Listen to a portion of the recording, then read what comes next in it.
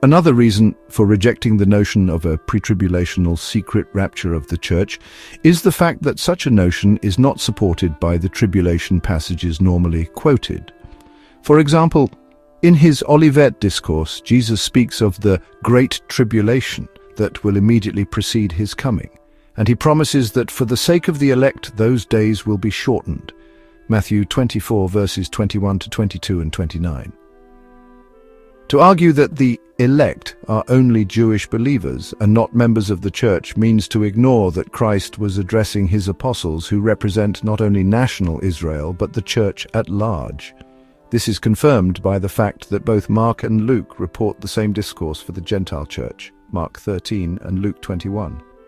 Noteworthy also is the striking similarity between Christ's description of the rapture of the church in Matthew 24 verse 30 to 31 and that of Paul in 1 Thessalonians 4 verse 16 to 17. Both passages mention the descent of the Lord, the sounding of the trumpet, the accompanying angels, and the gathering of God's people. Such similarities suggest that both passages describe the same event. Yet in Matthew, the rapture of the church is explicitly placed after the tribulation, Matthew 24 verse 29, at the time of Christ's coming, with power and great glory, verse 29 to 30.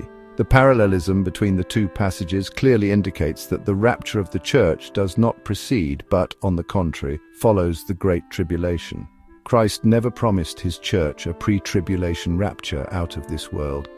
Rather, he promised protection in the midst of tribulation. In his petition to his Father, he said, I do not pray that thou shouldst take them out of the world, but that thou shouldst keep them from the evil one.